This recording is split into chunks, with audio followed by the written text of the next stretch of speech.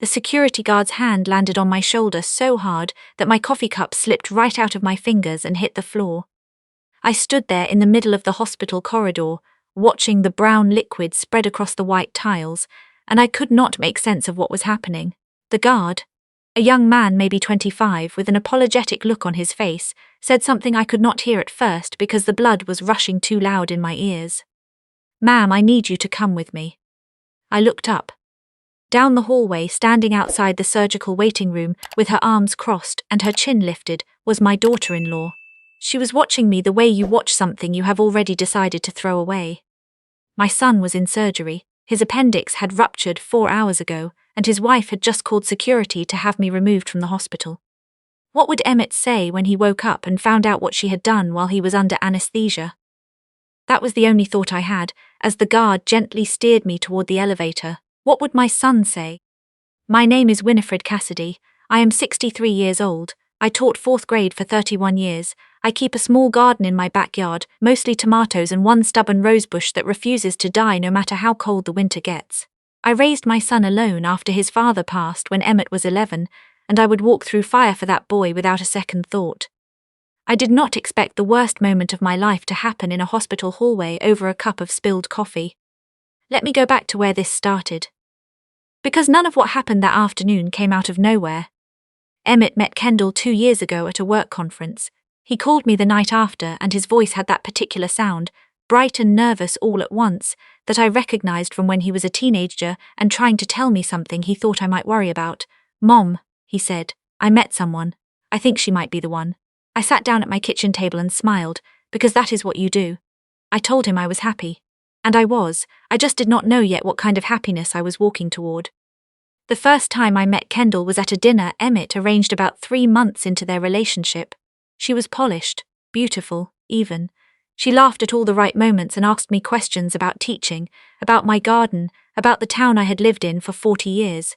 She held Emmett's hand across the table. Everything looked perfect. But there was a moment, just one, when she thought I was not looking. I had gone to the restroom and came back a little early, and I caught the expression on her face before she rearranged it into a smile.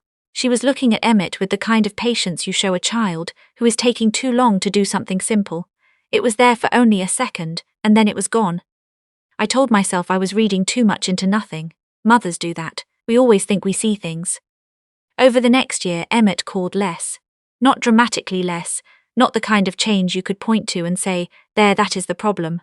Just gradually, like water draining from a tub so slowly you don't notice until it is almost empty. When he did call, he was always a little rushed, always had somewhere to be in 10 minutes. When I asked to visit, there was always a reason it was not quite the right time. The renovation, their schedules, Kendall's work trip. "Soon, Mum," he would say, "we'll do it soon." 6 months into the marriage, I drove to their house unannounced. I know, you are not supposed to do that. But I had baked Emmett's favorite, pecan pie, and I had not seen him in 4 months and I was his mother and I missed him. Simple as that. Kendall answered the door. Her face did something complicated when she saw me. She smiled, but every part of her face above the smile stayed very still. She let me in. She made tea. She sat across from me in her own living room and answered every question I asked in the shortest possible sentence. Emmett came home an hour later and his face when he saw me, the genuine, unguarded happiness of it, nearly broke my heart, because I realized then how much had been keeping us apart, and it was not his work schedule. But I stayed quiet, I ate my pie, I drove home. 3 weeks ago, Emmett called me at 6 in the morning. His voice was different this time, tight, scared. He said he had been having sharp pains in his side since the night before, and Kendall had told him it was probably muscle strain from the gym, but now it was worse, and he could barely stand up straight. I told him to go to the emergency room immediately. He said Kendall had already left for work. I told him to call an ambulance or I would drive there myself. He called an ambulance. By the time I reached the hospital, he was already in surgery. The nurse at the front desk told me he had a ruptured appendix and they were operating. I asked which floor, which waiting room. She pointed me toward the elevator. I found the surgical waiting area and pushed open the door. Kendall was already there, sitting in a chair near the window with her phone in both hands, typing. She looked up when I walked in. "Oh," she said, "you're here." Not "thank goodness," not "I'm so glad you came," just "you're here," like I was a minor inconvenience that had arrived on schedule. I sat down across from her. We waited. The silence between us was the kind that has things living inside it. After about an hour, a nurse came in to give an update. Surgery was going well, Emmett was stable. I exhaled so hard my whole body shook. I pressed my hand to my mouth. I was crying before I even knew it was happening. Kendall did not look up from her phone. It was another 30 minutes before she spoke. She set her phone face down on her knee and looked at me with an expression I cannot fully describe. Not quite cold, not quite kind. Somewhere in between, like a door that is not quite open and not quite closed. You know, she said, Emmett is going to need a lot of rest when he gets home. I nodded. Of course. Quiet, no stress, no extra people in the house. I looked at her. I'm not extra people, I'm his mother. She tilted her head slightly. I just mean we want to keep things calm. It would probably be best if you give us some space while he recovers. My throat tightened. I looked down at my hands. I breathed. Let me get through him coming out of surgery first, I said quietly, before we discuss any of that. She picked up her phone again. 20 minutes later, she walked out of the waiting room. I assumed she was getting coffee or using the restroom. I stayed where I was and watched the door to the surgical hallway and prayed the way I have prayed since I was a little girl, with my whole chest, not fancy words, just please. She came back with a hospital security guard. The guard was apologetic. He was clearly uncomfortable. He explained that the surgical waiting area was restricted to immediate family only during active procedures, and that he had been informed I was a family friend, not a family member, and that he needed to ask me to wait in the main lobby downstairs. I stared at him. I looked at Kendall. She was examining her fingernails. I am his mother, I said. My voice came out very calm, which surprised me because nothing inside me was calm. I am Emmett's mother. The guard looked at Kendall. Kendall shrugged with one shoulder, barely, like the question bored her. Ma'am, he said gently, the patient's emergency contact is his wife. She's authorized to. His emergency contact. The words felt strange in my mouth. For 30 years before he knew her name, I was the only person he could call. I am his mother. The guard's face tightened with something that looked a lot like regret. But he put his hand on my shoulder, and that was when my coffee fell, and that was when the world tipped sideways in a way I am still not sure I have fully righted. I rode the elevator down alone. I sat in the main lobby on a chair near the window, and I watched people come and go. Worried families, exhausted nurses, a man walking very slowly with a cane, and I thought about all the mornings I had gotten Emmett ready for school when he was small. The way he used to come padding into the kitchen in his socks, still half asleep, and climb up into the chair at the table and wait for me to put his cereal in front of him. I thought about the winter he had pneumonia at age 9, and I slept in the chair beside his bed for 4 nights straight. I thought about driving him to college and crying the whole way home, alone in the car, so he would not see. If you're listening to this, and something in your chest is tightening right now, I want you to take a breath. Subscribe so you don't miss what happens next, because the next part is where everything began to fall apart. For Kendall. Drop a comment telling me what you would have done in that lobby. Because I almost left. I almost got in my car and drove home, and if I had, none of the truth would have ever come out. I did not leave. 3 hours later, a nurse came down to the lobby and found me by name. She said Emmett was out of surgery, he was in recovery, and he was asking for me. She looked a little uncertain when she said it, like she had been told something that did not match what she was seeing. I followed her upstairs. Emmett was pale and groggy, his voice slow from the anesthesia, tube still in his arm. But when I walked into the recovery room, his face did something I will never forget. He reached out his hand toward me before I even got to the side of his bed. Mom, he said, you're here. I'm here, I said. He held my hand. His grip was weak but steady. He closed his eyes for a moment, then he opened them again. Where were you? I kept asking and nobody would tell me. I did not answer right away. I looked at the door. Kendall was standing in the doorway. She had come in behind me, or maybe she had already been there, I wasn't sure. Her arms were crossed, her face was unreadable. Emmett followed my gaze. Kendall, he said. His voice was quiet but something in it had shifted. Why wasn't she up here? Visiting restrictions, she said smoothly. Surgical floor, you know how hospitals are. He looked at me. I looked at him. I had a choice right then. I could protect him from the truth while he was still weak and recovering. I could wait. I could say, it's fine, it doesn't matter. I have been quiet too many times for too many years. I learned where that gets you. They told me I was a family friend, I said, keeping my voice very steady. Not immediate family. Your emergency contact had me removed from the waiting room. Emmett stared at me. Then he turned to look at Kendall. The room was very quiet. My emergency contact, he repeated slowly. He had the same look on his face that he used to have as a child when he was working out a math problem. Concentrated, careful. Mom has always been my emergency contact. I've had that same form since I was 22. Kendall sighed. I updated the forms when we got married, that's standard. You updated them without telling me. Emmett, can we not do this right now? You just had surgery. I'm asking a simple question. She shifted her weight to the other foot. It made sense. Spouses are the primary contact, that's how it works. Emmett was quiet for a moment. His grip on my hand had not loosened. She was in the lobby, he said. Not a question. My mum was sitting in the lobby alone while I was in surgery. She was fine, Kendall said. She's fine. That's not the point. His voice was tired but firm. I had not heard him use that tone with her before. That's not the point at all. Kendall walked further into the room and sat in the chair near the window. The chair that my son's mother should have been sitting in for 3 hours. She pulled out her phone. You need to rest, she said. We can talk about this later. But Emmett didn't rest. He lay there looking at the ceiling, and I could see him thinking. I knew that look. I had watched it develop over 41 years of his life. After a while, the nurse came in to check his vitals. Emmett asked her very politely to pull up his patient file and confirm who was listed as his emergency contact and next of kin. The nurse looked briefly uncomfortable, glanced at Kendall and then did it. She confirmed what we already knew. Emmett thanked her. He waited until she left. Then he turned his head toward Kendall. When did you do it? He asked. Emmett. When? She set her phone down. Right after the wedding, before the honeymoon. The hospital had a form for insurance updates and I handled it. You handled removing my mother from my emergency contacts. I updated them to reflect that we're married now. That's... Stop telling me it's standard. His voice cracked slightly, not from anger but from the effort of speaking clearly with a body that was still waking up from anesthesia. It's not standard to not tell me. Kendall looked at me then. Her gaze was flat and long, like she was calculating something.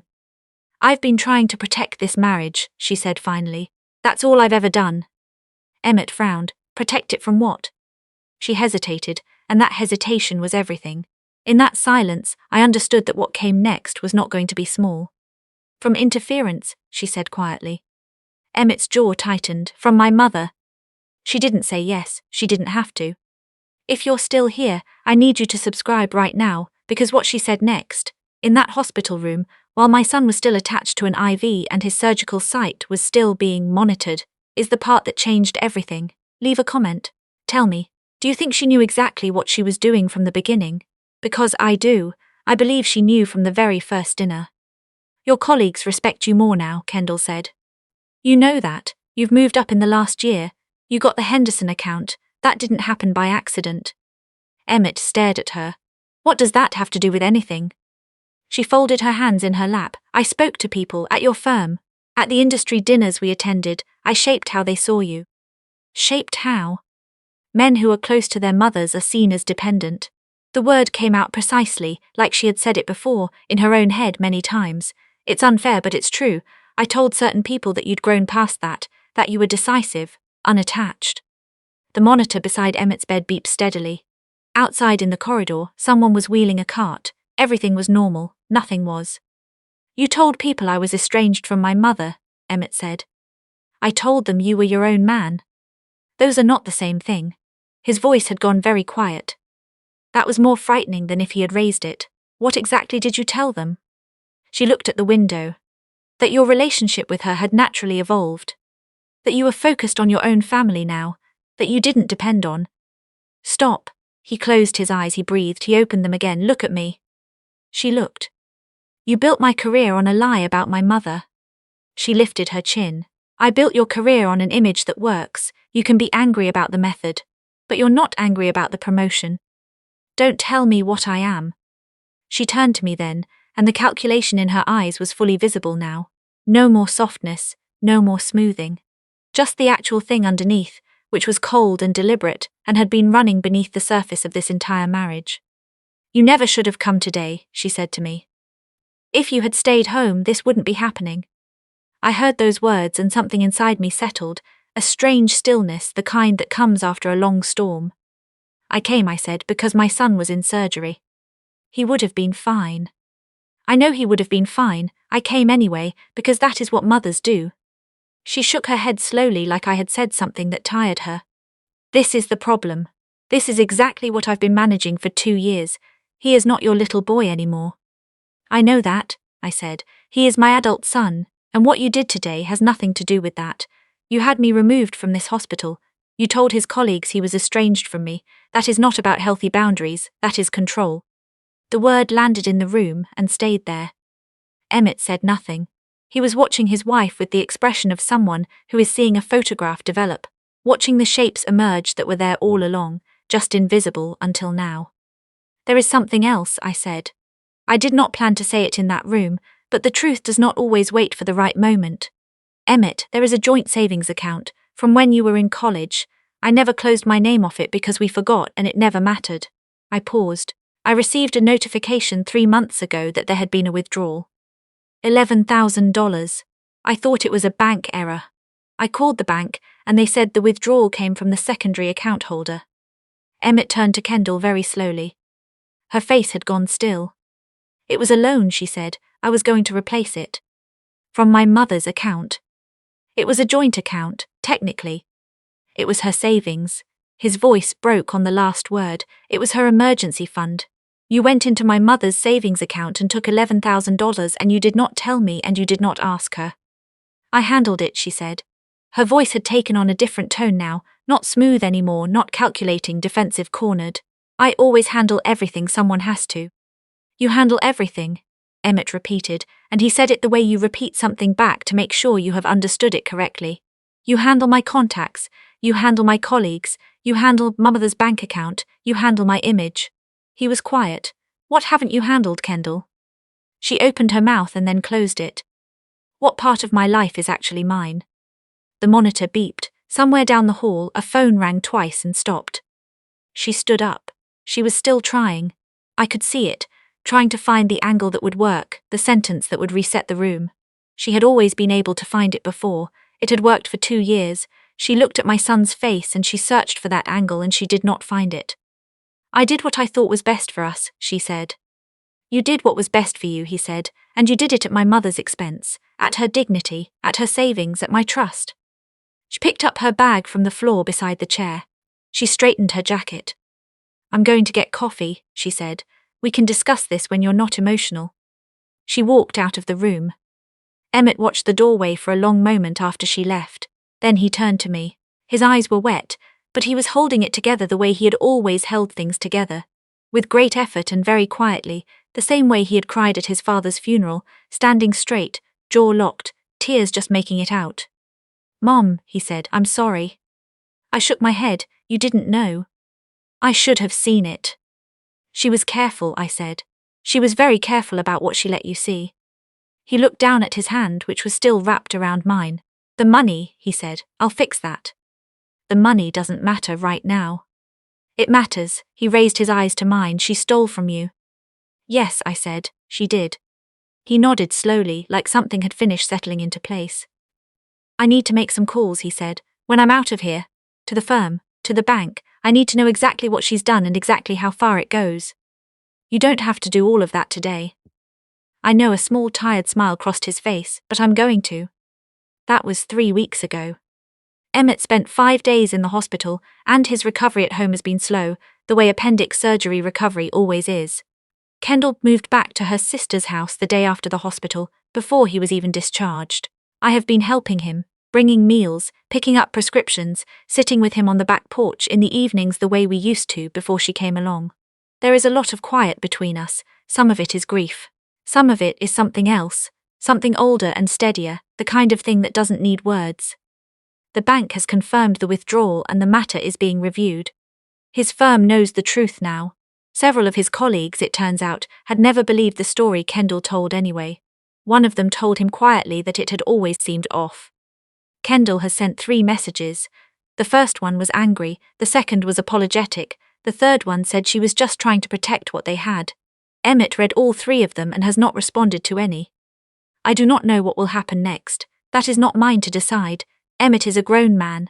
He will make his own choices. What I know is that he is making them now with the full truth in front of him, and that is different from before. I went home last Tuesday evening after spending the day with him.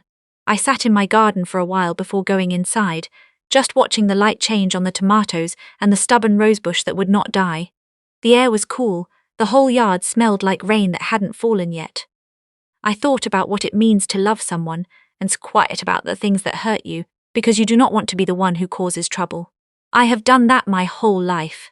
I have bitten my tongue and smiled and driven home alone and told myself that keeping the peace was the same as keeping love. But peace bought with silence is not peace. It is just a room where someone has hidden the damage behind the walls. Eventually the walls come down on their own, and they always come down harder than they would have if someone had simply turned on the lights. That day at the hospital, I could have left. I could have ridden the elevator down and gotten in my car and told myself it was not my place, that he was married now, that the wife had authority and I did not, that interfering would only make things worse. I stayed. I sat in that lobby chair and I waited, and when the nurse came down and said my son was asking for me, I was there. That is the whole of it, really. Sometimes the only thing you can do is stay visible, stay honest, stay present, even when someone has worked very hard to make you disappear. They can change the forms, they can remove your name from the list, they can tell everyone you don't belong there anymore. But they cannot change who you are to the person who matters. And they cannot undo what happens when that person finally wakes up and asks where you've been. If this story stayed with you, if it made you think about someone you love or something you've been told to be quiet about, I'd ask you to like this video and leave a comment. Tell me what part hit you hardest. And subscribe, because the next story I have to tell you is about the moment I stopped waiting for permission to matter in my own family's life. You don't want to miss it. Sometimes the most powerful thing you can do is simply refuse to leave.